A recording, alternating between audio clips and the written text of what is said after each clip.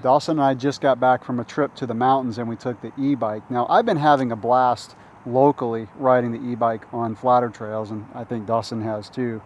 But the e-bikes are obviously most advantageous in the mountains. So I made a couple videos. One, the first time Dawson rode the e-bike, and then the day I rode the e-bike. Those got a little long, so we said, let's just have a little conversation when we get back, talking about our experience on the e-bikes. Now, the first day that Dawson rode it, he was a little tired because we had to push hard the day before. That's a whole nother video, but basically we almost got caught in the dark. We had to push pretty hard to make it back to the car. So he wanted an easy day, and I said in that video that that's a great application for an e-bike if you have someone who doesn't want to ride as hard, maybe they're not quite as fit.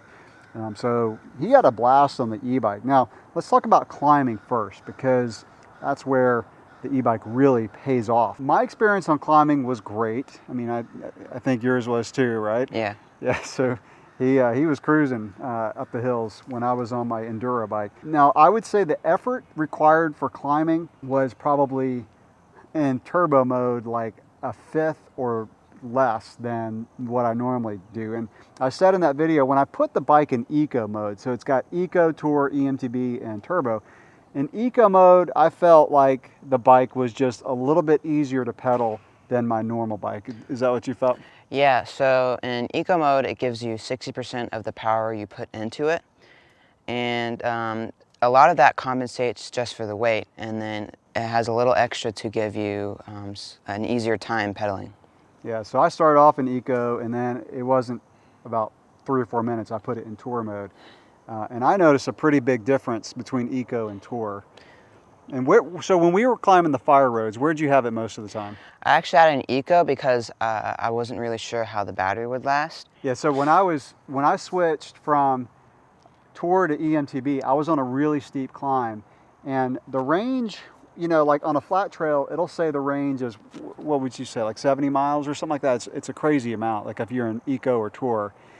For EMTB mode, when I switched it to the steep trails, it said I had like 13 miles, and I was only like a mile or two into my ride. Now, that's because I was on a really steep climb. Once I started going downhill, the range increased, and I rode 2.5 hours that day with the bike, and I kept it in EMTB mode. But back to climbing. So the effort obviously is just a fraction of what you'd have to put out, and that's the beauty of the e-bike, right?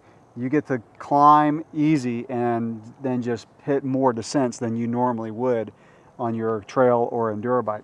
But the one thing that I really noticed was the technical stuff. So there are a few sections on the technical climbs where I had to trust the bike. So I tried to ride it the first time like I did with my normal bike, like really timing my pedals and kind of lifting the bike up to get over it. Well, that bike's so heavy, it's 55 pounds, that you can't do that. So what I found is I had to just keep the pedals turning and then just move the handlebars where they needed to go, because you couldn't really pick up the bike and go over that stuff. Did you hit any technical climbs when you were doing it? No technical climbs for me. I found that it's actually more tough than to blast up the climbs by yourself or with someone else on an e-bike, because when you're going as slow as you can, you're basically right along the threshold between the motor being engaged and the motor not being engaged. And so when it's not engaged, you kind of have to put some effort in it to get it engaged. And so I find that it's much easier to go faster up the climbs. Yeah, so when we got done with that first ride that he was on the e-bike, we were kind of packing up, and he was like, Dad, I'm going to take the bike up just for a few minutes. And we had just come down a really nice descent and finished right at the car. And he wasn't gone but like 5 minutes. And when he got back, you had done like almost that whole descent, Yeah. So, and that was, I've done that climb before. It's not a normal direction that I would go, but that's a pretty tough climb.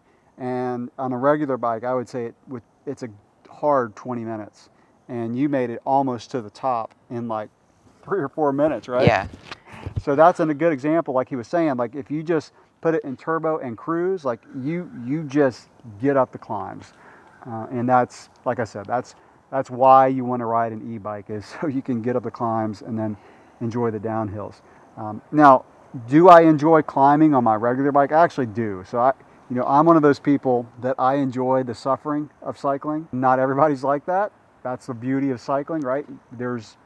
all kind of riding, all kind of terrain, all kind of bikes to fit our styles. Now, I did enjoy climbing on the e-bike because it really just let me have an easier day and just have fun. So that's, for me, that's why I would have an e-bike, is to focus on the fun. I still like the training side. I still like pushing hard up climbs on a regular bike. I had a blast climbing on the e-bike.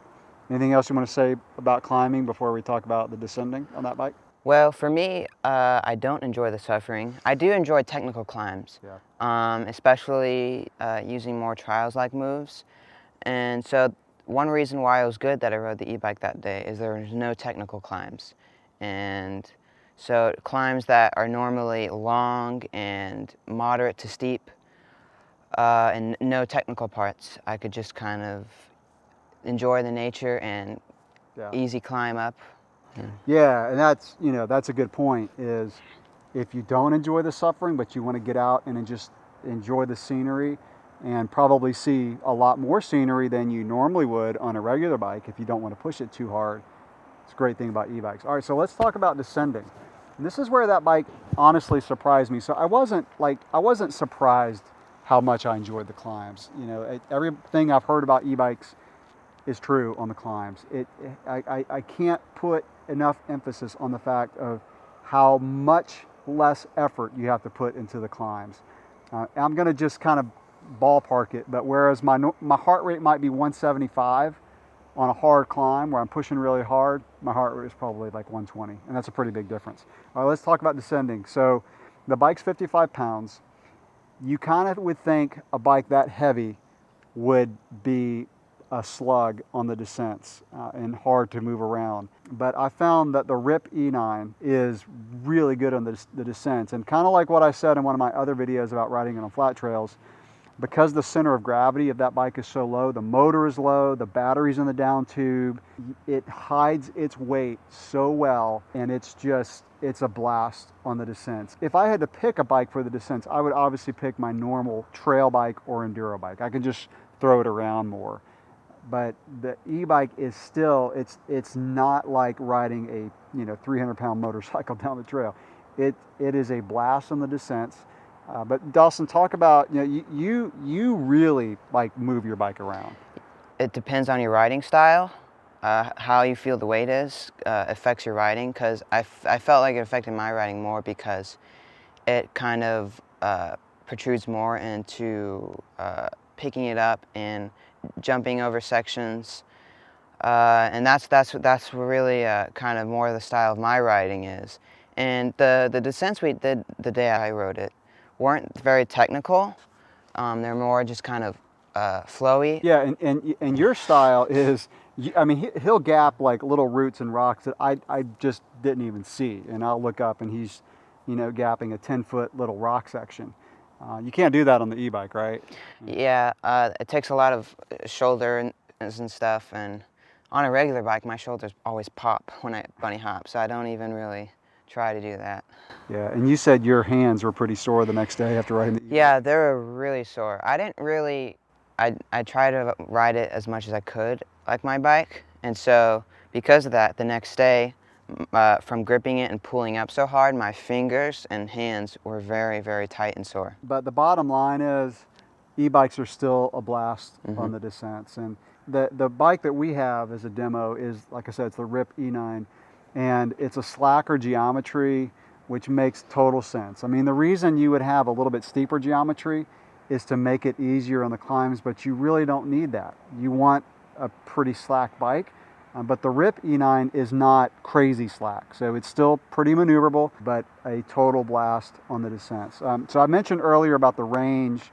Do you remember how much you had left? We did like a 2.5-hour ride with a lot of fire road climbs. Do you remember how much you had on the battery when we got had, out of 5 bars, I had around 3 bars. That's pretty good. Yeah, it was pretty good. Yeah, so, and that ride, like he said, he did eco mode a lot of it because we were doing some fire roads in the beginning, and he had to go slow for me. Which, by the way, is another point I want to mention.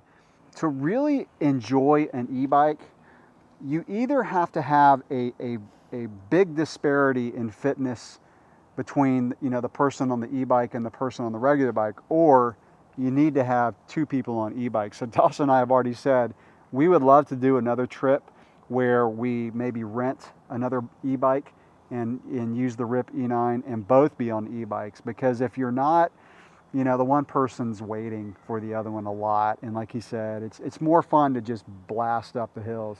Now when I rode it, I knew my ride was only going to be about 2 hours, and I kept it in EMTB and then turbo mode at the end, and I finished, the range had like 1 or 2 miles left, and I knew I had a downhill coming back to the car, so I could push the envelope a little bit with the range. But you know, it's another consideration, right? If you're riding in the mountains, you're not going to be able to do a 5-hour epic on the e-bike unless you keep it in eco or maybe tour, which I haven't done that yet, so I can't really speak to that.